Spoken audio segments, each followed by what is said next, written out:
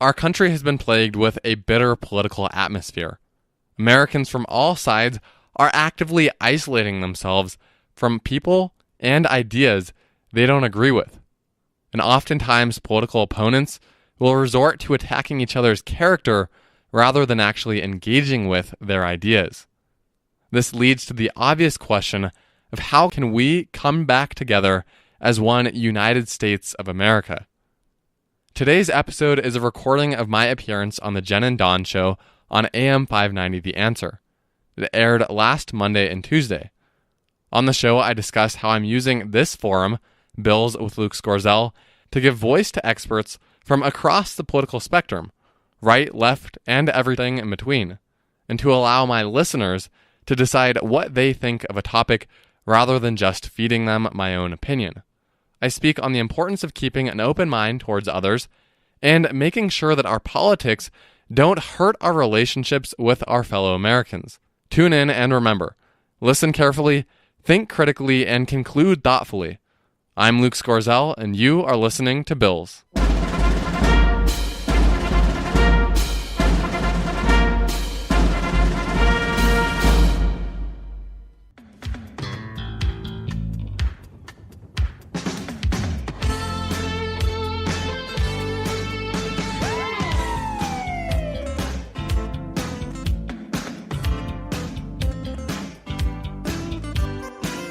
Got social media? Yeah, so do we. Search Jen and Dawn Show on Facebook, Twitter, and Instagram.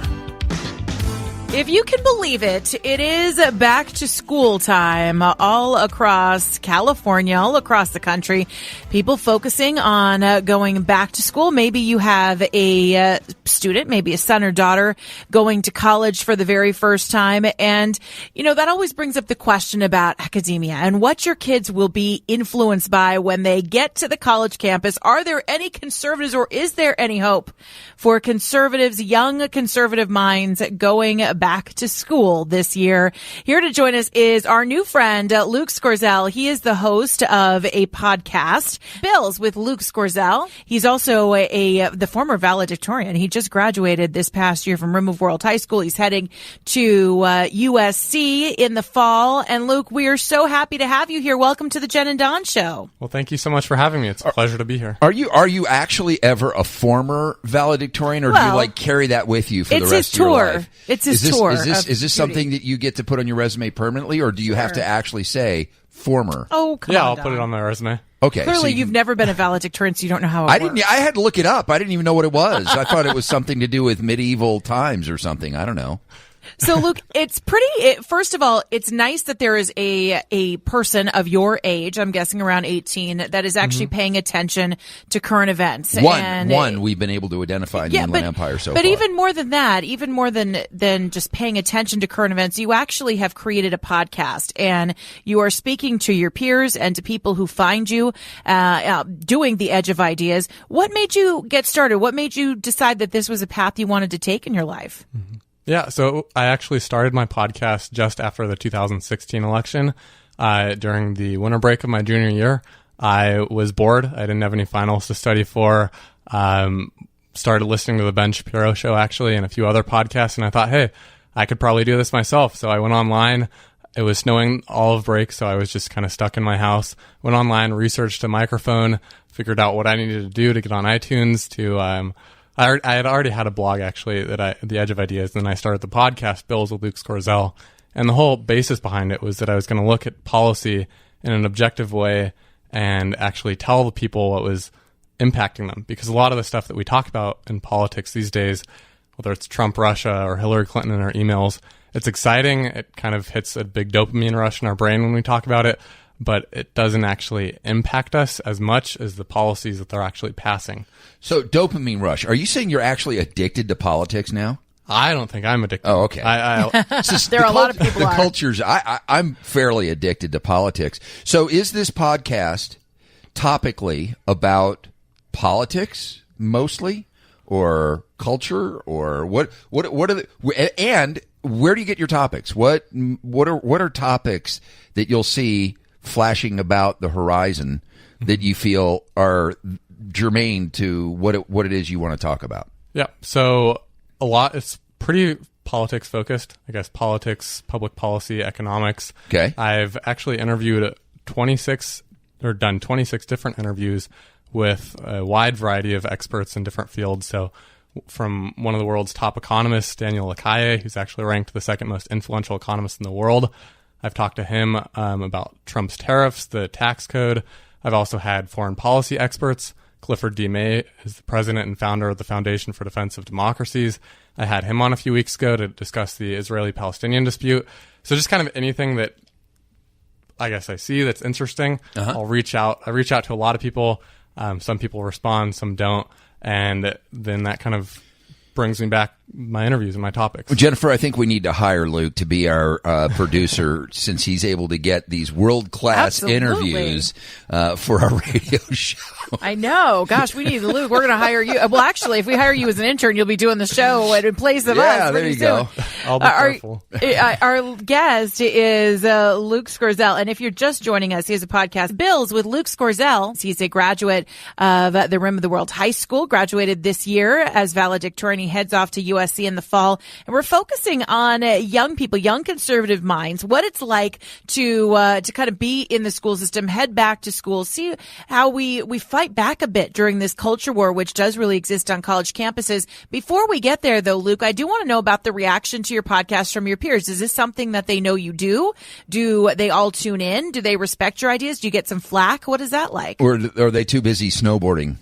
Well, maybe a little bit. But if we got some snow, actually. Okay. But yeah, it's funny you asked that. Actually, I kind of kept it a secret for a little bit from my peers, just kind of, doing my own thing, just getting started. And eventually, I think that lasted maybe a couple months. And then, people find stuff out. It's easy to find me on the internet. It's Luke Scorziell. I don't think there's another one in the world.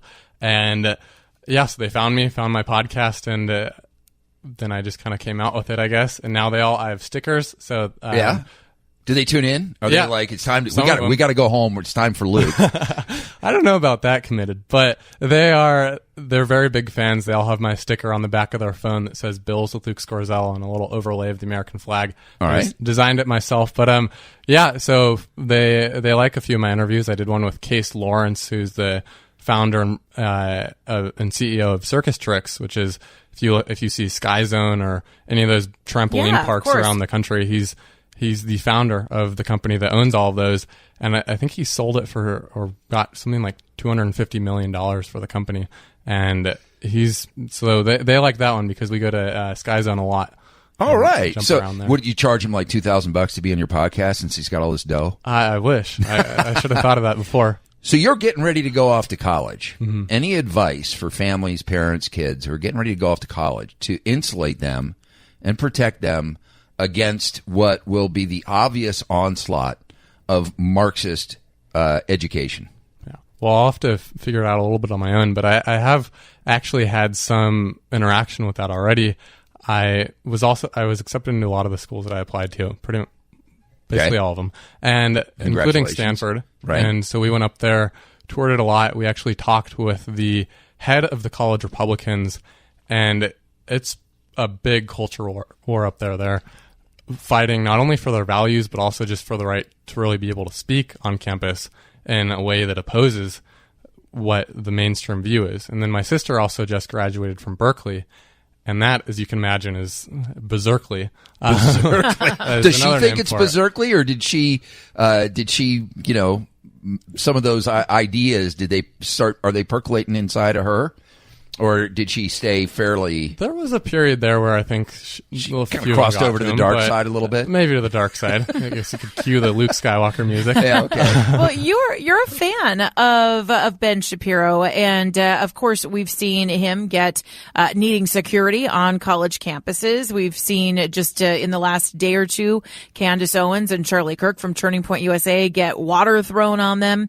You haven't been to college yet, and interested in knowing what you expect, but what do you does this kind of bias, does it bother you? Do you think it's the healthy part of going to college? How do we combat that as people who think everybody deserves a right to their speech?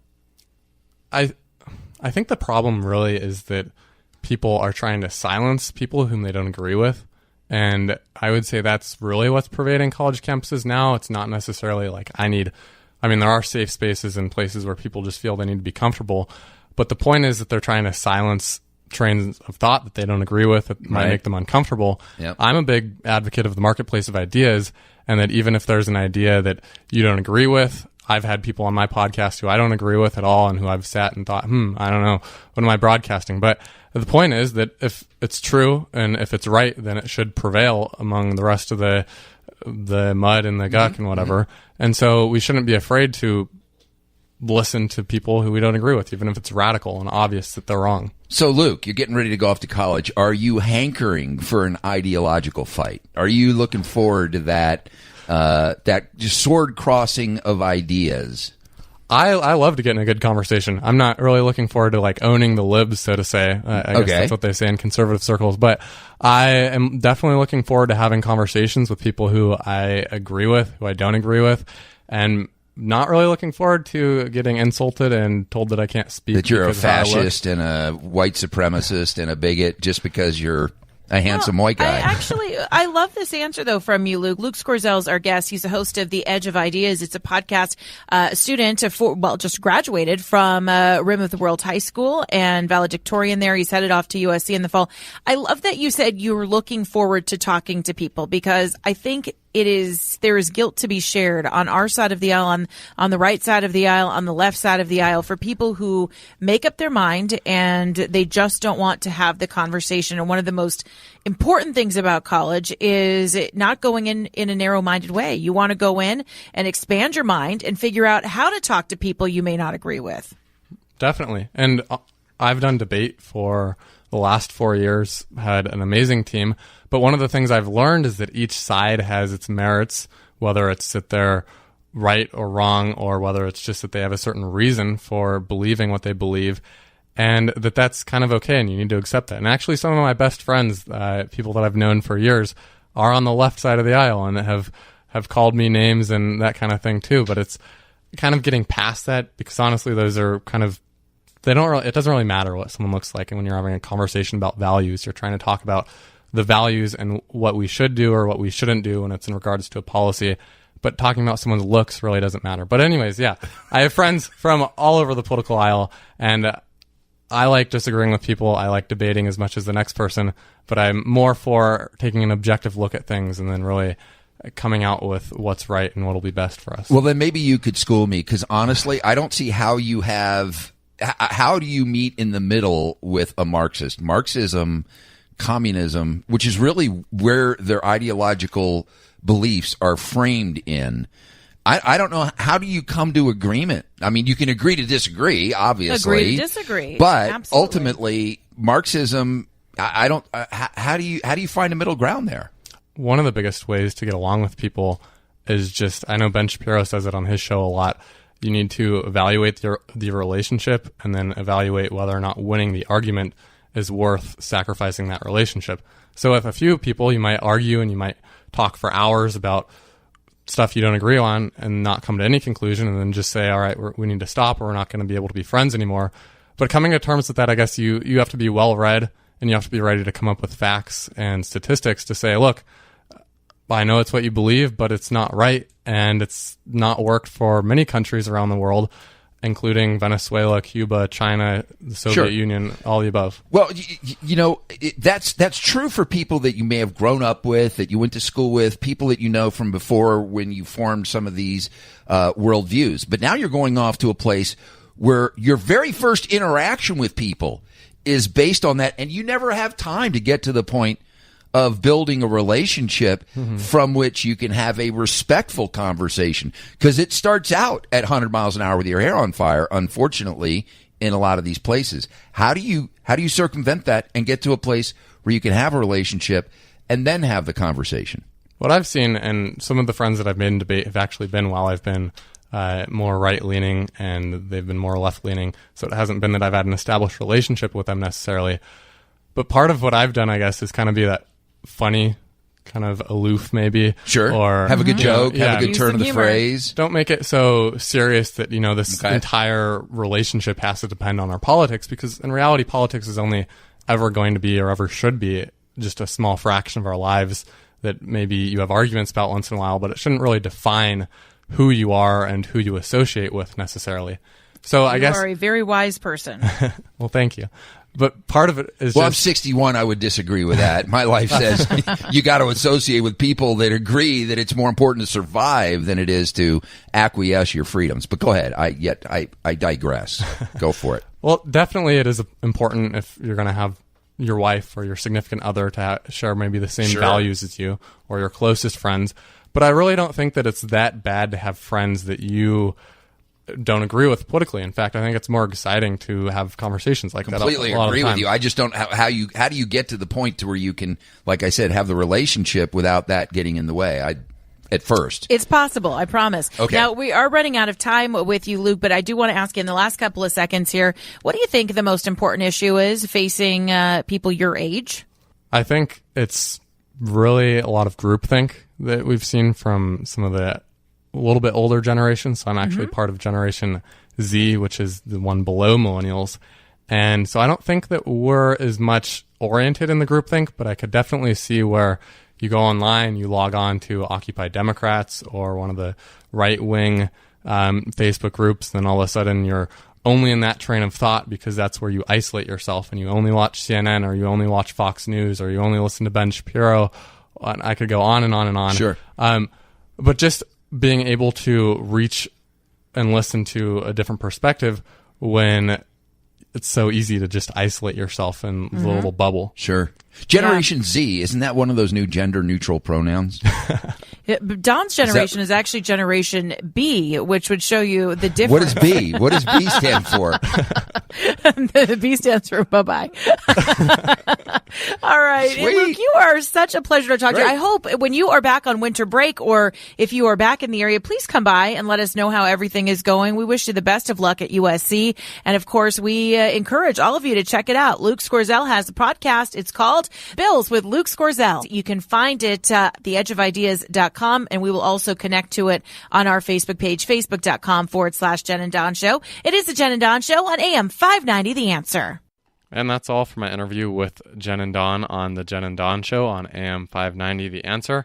If you liked that message, then stay tuned for our interview next week with Tom Brake, a member of British Parliament. He's actually the Liberal Democrat spokesperson for exiting the EU in Parliament. We go in-depth on what he thinks of Brexit. It's going to be a very intriguing interview, so be sure to head on over to theedgeofideas.com/subscribe and leave your email address for a notification when that comes out.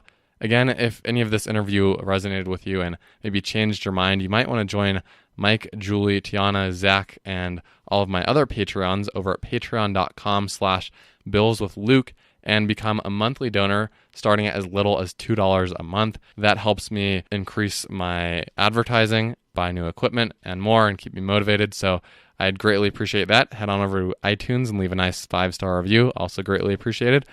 And with that, this is actually my last day at home that I'm recording this. And when it's published tomorrow, I will be starting school at the University of Southern California. So I still have episodes planned for the upcoming weeks, but you may have to bear with me if I have any delays or anything else. But stay tuned for Wednesdays with interviews, monologues, and whatever else comes to my mind. With that, I'm Luke Scorziell, and you're listening to Bills.